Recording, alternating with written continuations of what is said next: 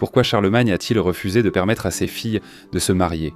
Si elles s'étaient à marier, elles auraient dû faire quelque chose qu'il ne voulait pas qu'elles fassent. Nous en apprendrons plus aujourd'hui dans Histoire des croisades réelles.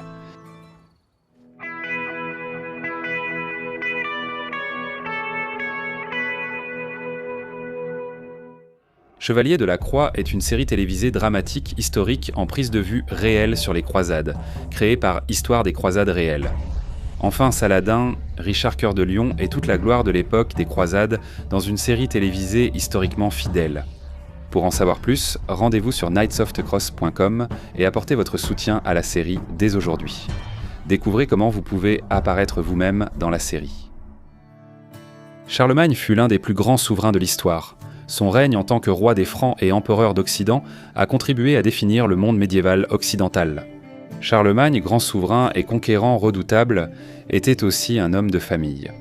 Il aimait avoir sa femme et ses enfants près de lui, et il voyageait avec lui lorsqu'il se déplaçait avec sa cour à travers son vaste empire. Charlemagne chérissait ses filles. Le poète de la cour, Engelbert, donne une description frappante des filles de Charlemagne profitant d'une chasse avec la cour de leur père. Il y avait Rotrud, la favorite de Charlemagne. Ses cheveux blonds pâles entrelacés de rubans violets et de fils de perles, un diadème d'or entourant sa tête. Arriva ensuite la charmante Berthe, coiffée d'un diadème d'or aux filaments scintillants, ses épaules couvertes d'une cape d'hermine, sa ceinture étincelant de 1000 couleurs. Puis il y avait Gisela, la blanche lisse, vêtue d'une robe violette traversée de reflets mauves, son visage et ses cheveux brillant de 1000 feux. Même la jeune Théodride était parée de rares émeraudes ornant son joli cou. Les fiancés de Charlemagne, bien éduqués, accompagnant leur père et leurs frères lors de processions, fêtes et chasses, tandis que leur beauté et grâce étaient en renommée. Plusieurs souverains étrangers ont voulu marier les filles de Charles le Grand, y compris l'empereur byzantin qui souhaitait une alliance matrimoniale avec l'une d'elles. Cependant, Charlemagne refusa ce prestige ultime. Peu importe le nombre de propositions qu'il recevait, Charlemagne n'autorisait pas ses filles à se marier. Pourquoi cela?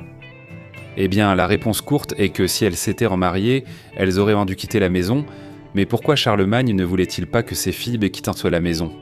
Einhard, le biographe de la cour de Charlemagne, nous donne une réponse. Il affirme que le vieil empereur était tellement attaché à ses filles qu'il ne pouvait tout simplement pas se séparer d'elles. Certains historiens ont privilégié des raisons politiques à des motifs personnels et rejeté cette explication. Cependant, il ne faut pas écarter trop vite les observations d'Einhard, qui sont sans doute en grande partie vraies. Après tout, Charlemagne gardait ses filles auprès de lui aussi souvent qu'il le pouvait. Mais il se peut aussi qu'il y ait eu un objectif plus large derrière la politique de Charlemagne, consistant à refuser de marier ses filles. Il a empêché la formation de branches cadettes étrangères à sa dynastie. Cela a évité toute concurrence future pour les terres franques. Charles a passé son règne à bâtir un vaste empire. Et il ne voulait pas qu'il soit détruit par une tempête de conflits familiaux. Il s'en inquiétait déjà. Ses fils devaient alors chacun hériter d'une partie de son empire, conformément à la tradition franque. Il voulait qu'ils règnent comme des rois frères, agissant ensemble plutôt qu'en rivaux. C'était une tâche difficile, mais ajouter des petits fils venus de royaumes étrangers, essayant de s'emparer d'une partie de l'empire, ne ferait que compliquer davantage les choses. Janet Nelson note que les filles de Charles jouaient un autre rôle clé, soutenant leur père politiquement à la maison et à la cour. Elles étaient des canaux de patronage qu'ils contrôlaient et des sources d'informations essentielles. Elles étaient des conseillères et soutiens compétents et fiables. Bien qu'elles ne se soient jamais mariées sacramentellement, les filles de Charles ont pris ce que nous pourrions appeler aujourd'hui, de façon anachronique, des maris de fête, des nobles de haut rang, loyaux envers leur père. L'un de ces hommes était Engelbert, le poète mentionné précédemment, qui fut un agent loyal de Charlemagne tout au long de sa vie. Engelbert était l'époux de Berthe. De ces unions sont nés de nombreux petits-enfants, et le palais de Charlemagne fut bientôt rempli de jeunes turbulents l'appelant grand-père. Charles accueillait tous ses enfants à bras ouverts, et il aimait être leur grand-père. D'autant plus, parce qu'aucun d'entre eux ne pouvait représenter une menace future pour ses héritiers. Dans cette première période de l'Europe médiévale, les traditions germaniques coexistaient souvent avec la loi chrétienne. Dans ce contexte, une conception nuancée du mariage existait.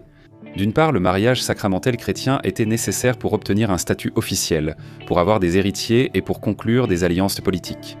Dans des cercles plus intimes, des conceptions plus anciennes et tribales du mariage pouvaient en subsister. Nous verrons cela se manifester plus tard, à l'époque du duc Robert de Normandie, père de Guillaume le Conquérant, qui prit une compagne. Herleva était considérée à bien des égards comme son épouse par l'élite guerrière normande, bien qu'il ne l'ait jamais épousée sacramentellement dans l'église chrétienne. Cette dynamique pourrait être à l'œuvre dans le cas des filles de Charlemagne.